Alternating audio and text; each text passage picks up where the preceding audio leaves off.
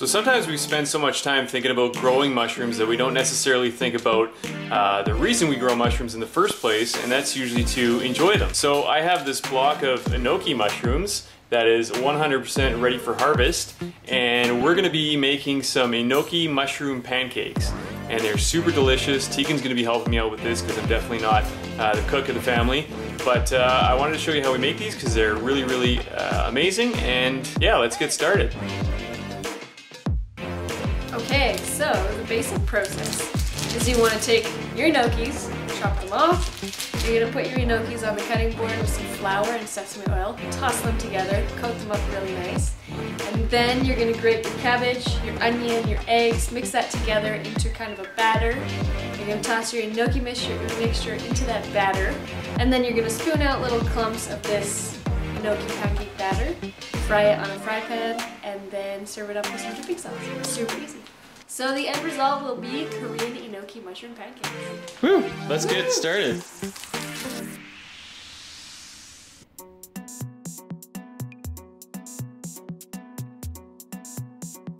We're going to weigh out approximately what you'd get from 2 packs of grocery store mushrooms, so about 400 grams. And then what you want to do is you want to cut off the woody ends. So take it just to where the mushrooms look nice. Now we're going to take 2 tablespoons of flour. You can use rice flour, all-purpose flour. This is gluten-free flour. And then you want to take about a teaspoon of sesame oil. I'm just going to eyeball it because I like a lot of sesame flavor. And then you want to mix that up nice. Coat them all up real good. Get a little bit of flour, a little bit of sesame oil onto all the mushrooms. And then once you have a nice even coating on all the mushrooms, then you can start whipping up your batter. So for the batter, what you're going to do is you're going to take 2 eggs. You can also use a flax egg. That's your jam. Gonna mix that up. And I use a 1/4 teaspoon of salt. And then we want to julienne medium carrot. Now we're going to take our cabbage and we're going to finely grate it into the batter. Just a little bit. You don't want too much, too overpowering, but just a little color is nice. So eggs, carrot, cabbage? Salt, and some onion as well. Now we're going to grate some garlic. So I'm going to put most of it in there, but also reserve some for the sauce. Now you want to take and mix up your batter. Cabbage may turn the eggs a bit of a funny color, so if you don't like that, you can always leave the cabbage out. It's not a crucial part. And then you're going to take your mushrooms, add it into your batter.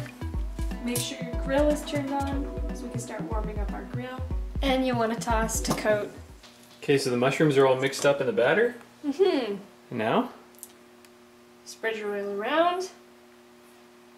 Once it's hot, seems pretty hot. You can take a little clump.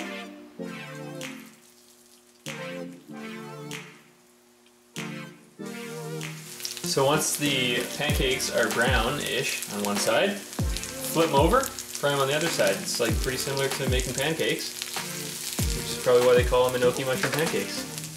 Wouldn't you say? I would say so. So the first step is to mix up the mushrooms in the batter and fry them. And then the second part of this is to actually make the sauce that we're going to be dipping them into. So we're going to make the sauce right now. So let's get started. Okay.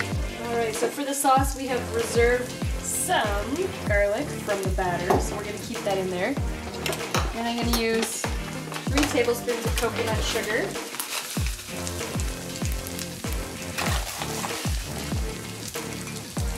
Two tablespoons of rice wine vinegar.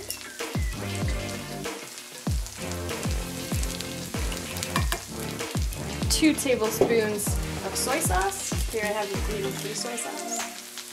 Oops, more than a little bit. And then we're gonna get 2 tablespoons of water, which you have to go get. Now you want to whisk all your ingredients together.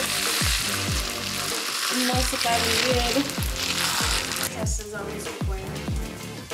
If you're serving it to other people, don't dip your finger in it. Is it good? Delicious!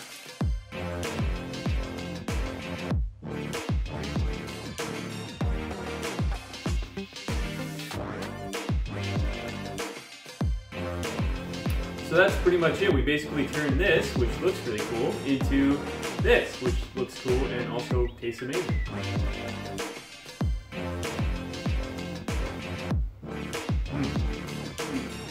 If you're watching this on YouTube, you can head over to our website. I'll put a link in the description to go get the recipe. Or if you're on the website, I'll have the recipe posted down below. So hope you guys can make this and hope you enjoy it. Thanks so much for watching, and we'll see you around next time. Bye. Good enough?